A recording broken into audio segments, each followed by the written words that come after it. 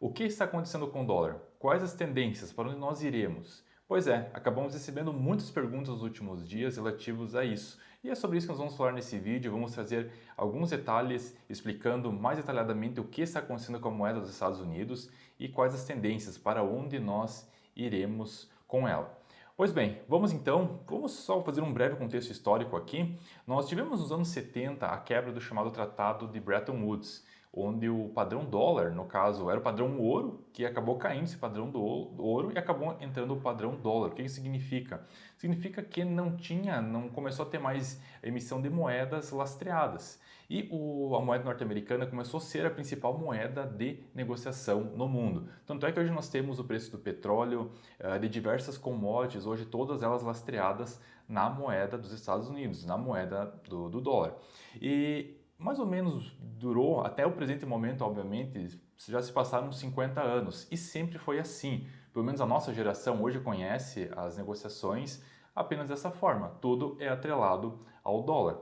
Tudo bem, foram períodos, digamos assim, isso faz parte da história moderna da economia, faz parte de todo um histórico e tudo bem, era o melhor que tinha para a época quando isso acabou acontecendo lá nos anos 70. Só que o mundo vem evoluindo, mudanças vêm acontecendo, o próprio surgimento do Bretton Woods, que acabou sendo dissipado nos anos 70, surgiu devido às guerras que surgiram, porque com o Bretton Woods se tinha um controle muito maior sobre a emissão de moedas e sobre o controle de toda a economia a nível global. Nos anos 70, quando o Nixon entrou, simplesmente o dólar foi a principal referência e hoje acaba sendo até então.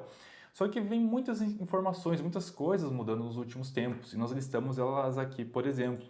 Hoje nós estamos passando, apenas fazendo um adendo aqui, que nós não estamos falando no contexto político, tá? Eu diria até que o fato da chamada desvalorização é um processo que vem acontecendo a nível global e com todos os países, ou boa parte dos países ao redor do mundo, por algumas questões. Então nós não vamos falar de política aqui, apenas deixar bem claro isso, mas está sim havendo a chamada desdolarização. Sim, é um termo bem esquisitinho mesmo e difícil de falar às vezes. Mas essa palavra nós podemos ouvir ela com mais frequência, mais seguidamente nos próximos dias. E por que ela acabou acontecendo ou vem acontecendo? Tem um mapinha aqui que inclusive fala sobre todas as sanções que foram impostas na Rússia, agora logo os conflitos após Ucrânia, né? E o número de países também aqui que são sancionados pelos Estados Unidos. Então nós temos Rússia, que é o país que possui mais sanções, nós temos Irã, Síria, Coreia do Norte, Bielorrússia, Venezuela, entre alguns outros países. Claro que alguns com mais, outros menos restrições. Só que esses países eles precisam negociar, eles precisam de alguma forma ou outra fazer trade, comprar, vender produtos.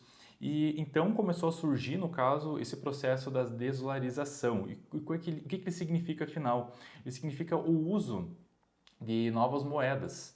Né? Como, por exemplo, nós temos...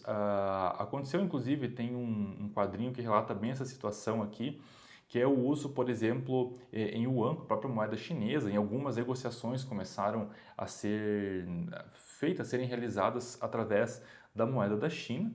O próprio Brasil também começou, ou melhor, fez um trade ou visa fazer seus trades agora usando a moeda chinesa ou a moeda brasileira e não mais o dólar como referência nas negociações. Tem outras reportagens, inúmeras reportagens nos últimos dias, diga-se de passagem, falando de que esse é um processo que vem ocorrendo porque os Estados Unidos estão sancionando todo mundo. Então, poxa, como que você vai ter confiança nos negócios se você não tem a liberdade de negociar com a moeda que é a padrão, né? Então, essa é a pergunta que está no ar e isso trouxe muitas ameaças e inúmeros questionamentos para toda a economia e vem sendo algo bem, para quem gosta de geopolítica, acaba sendo um dos principais temas e uma das principais referências nos últimos dias. Então, existem sim os BRICS, né? Os chamados países, né? O Brasil, Rússia, Índia, China e e África do Sul, começaram sim digamos, ser uma espécie de, não digo meio que um contrapeso, um lado oposto ao que vem acontecendo hoje pelos principais países ocidentais, entre eles a Europa e alguns países da Europa e os Estados Unidos.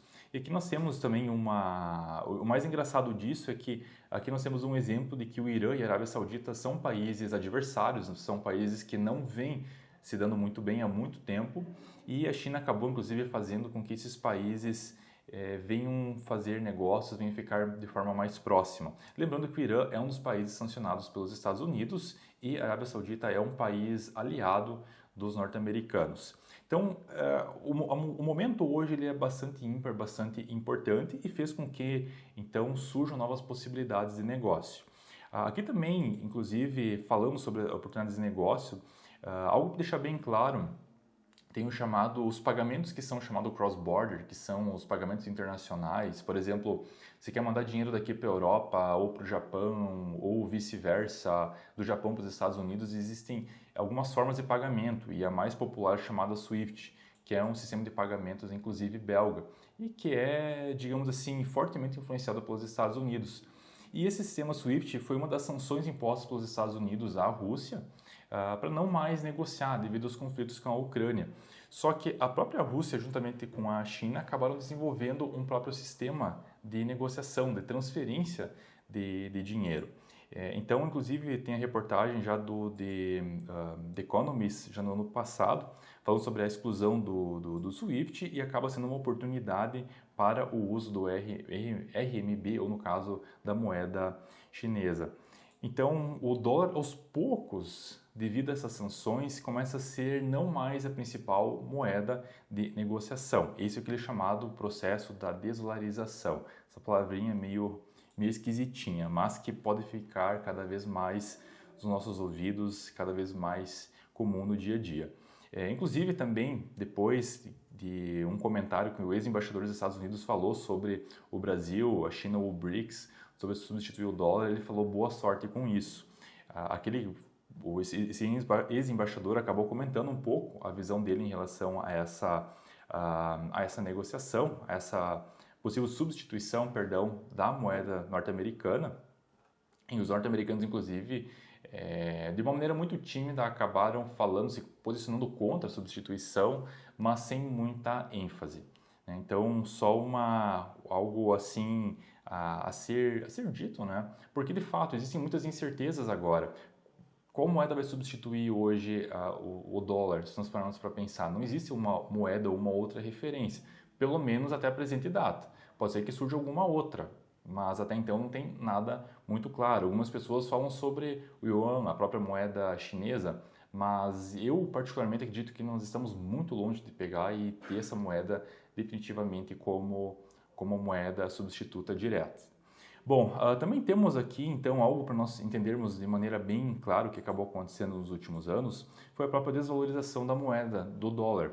Acontece que todas as moedas fiduciárias, as moedas emitidas pelos bancos centrais dos respectivos países, elas perdem valor ao longo do tempo.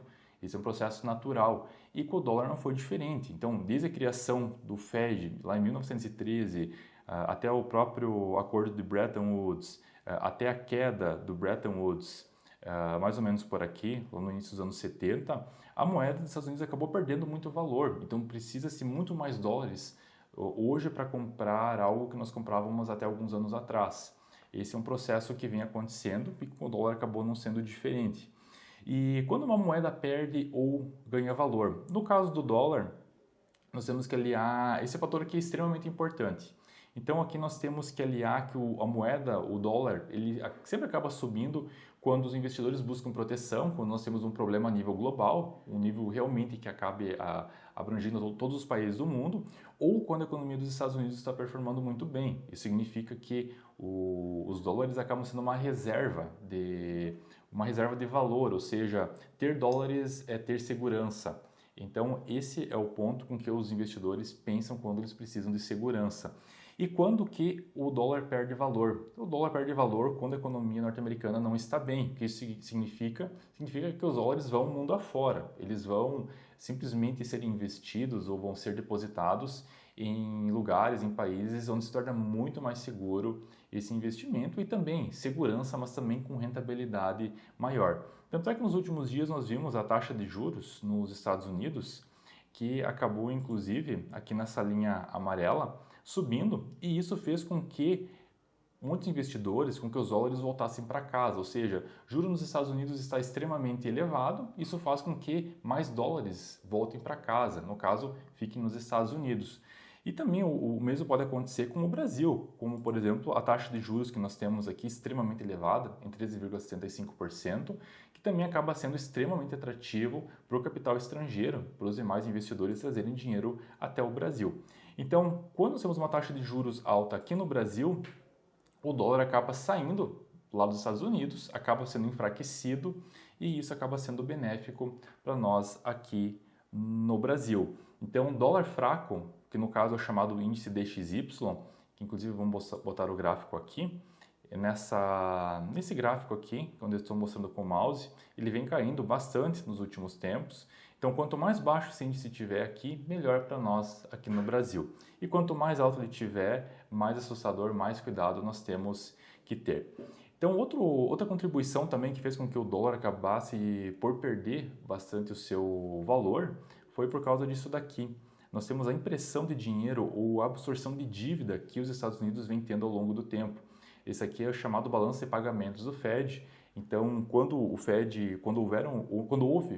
a crise em 2008 e em 2020, logo após o período pandêmico, né, diga-se de passagem, nós tivemos uma alta impressão de dinheiro. Muitos dólares foram impressos para simplesmente absorver as dívidas, no caso das hipotecas podres que nós tínhamos lá em 2008, na crise imobiliária, e também a emissão de dinheiro quando o governo teve que fazer incentivos à economia. Então, isso aqui não é positivo no todo, é o que nós podemos dizer, e é algo que envolve muita preocupação. E, querendo ou não, isso daqui também acaba enfraquecendo o dólar. E outro ponto que também certamente tem um grande destaque é a dívida norte-americana, que está cada vez maior. A dívida dos Estados Unidos é 31 trilhões de dólares. É uma dívida que vem aumentando, ela não tem, digamos assim, sinal nenhum de que vai cair. Eu não vejo nenhuma chance, nenhum sinal de que isso daqui caia, muito pelo contrário. As projeções para os próximos anos são, inclusive, que esse valor aumente de forma bastante considerável. Então, quando nós temos uma dívida extremamente elevada, isso ajuda a moeda a ser desvalorizada. Quando nós temos dívidas sendo absorvidas pelo Banco Central norte-americano, isso também faz com que a moeda perca seu valor e faz com que isso daqui aconteça, onde nós temos o ouro na linha laranja subindo e na contrapartida o dólar aqui caindo. Então, hoje a situação que nós temos aqui, quando nós vamos ver o gráfico, nós temos o dólar caindo aqui em relação ao real, não é devido aos fatores aqui do Brasil, tá? Hoje a situação dos Estados Unidos está muito tensa, está muito complicada. Inclusive alguns bancos, nós tivemos situações relativas ao sistema financeiro norte-americano que vem apresentando alguns sinais de preocupação. Tivemos alguns bancos que praticamente entraram em default nos últimos dias. Tiveram 3 instituições que, não digo que comprometeram, mas certamente trouxeram um susto para o sistema. E o ponto está aí. Então não tem nada a ver com a situação no Brasil de que o governo está tomando as medidas corretas, de que simplesmente o Brasil está se tornando um lugar atrativo devido às políticas que são realizadas aqui. Mentira, não tem nada a ver com isso. A situação hoje do dólar caindo aqui no Brasil, da moeda brasileira se valorizando, são devidos aos fatores externos. É devido à situação dos Estados Unidos que vem realmente sendo comprometida pouco a pouco, com esses gráficos que foram acabados de serem mostrados. Hoje o dólar está em 4,93, caiu de forma considerável, chegou a bater inclusive próximo a 6 há 2 anos atrás, e aos poucos vem diminuindo, mas por causa desses fatores que foram elencados agora. Claro que é um assunto que é uma via de mão dupla quando nós falamos em relação a essa questão cambial, porque depende de 2 economias, né? Então, hoje também o dólar, inclusive, ele vem perdendo valor para o euro. A moeda europeia acabou, inclusive, ganhando bastante valor em relação ao dólar nos últimos dias. Então, é mais um sinal de que realmente a situação dos Estados Unidos está um pouco comprometida. Não sabemos realmente se vai ter uma recessão. Temos um gráfico aqui que relata um pouco a situação do que vem a acontecer. Até segundo a Bloomberg, e agora em abril de 2023, há uma chance de recessão de 65% de possibilidades de que nós tenhamos uma recessão por lá. Não é certo, são projeções. Nós temos também outros percentuais relativos a outros países, principalmente as economias centrais, né, que são os países mais ricos que também estão num patamar nada legal. Por mais que o Brasil hoje apresente uma possibilidade baixa de recessão, o cenário ainda não está muito positivo. Nós vemos isso por outros indicadores que são divulgados aqui no Brasil, que medem atividade econômica e industrial, e eles não estão em patamares muito atrativos. Então, são números, são dados, e o nosso comprometimento aqui, o nosso papel é trazer essa realidade para você. A transparência do mercado é tudo, o mercado financeiro é isso, é informações. Então, nós temos certeza que com esses dados, com essas informações que foram demonstradas aqui, fica um pouco mais claro do que está acontecendo e quais os rumos para onde a economia e para onde o dólar pode ir. Inclusive, diga-se de passagem, há alguns fundamentos, segundo alguns analistas, de que o dólar realmente pode variar entre 5 até 4,50. Claro que é algo bom, não existe não tem como falar 100% de certeza, mas porque nós também dependemos dos dados lá fora, também dependemos da atividade econômica dos Estados Unidos. Então, se nós vemos que a situação dos Estados Unidos acabar ficando um pouco pior, nós poderemos ter um dólar realmente mais desvalorizado aqui no Brasil e o real se valoriza. Então, realmente, de fato, é difícil, é quase que impossível prever a questão cambial devido a essas incertezas, mas eu acho que nós não estamos fora da realidade e, se assim for, vamos ver se realmente fica dentro desse patamar. Tá bom, pessoal? Então, fica o nosso agradecimento. Qualquer dúvida, questionamento que você possa vir a ter em relação ao tema, estamos aqui para lhe ouvir, para lhe servir. Nosso muito obrigado e até a próxima.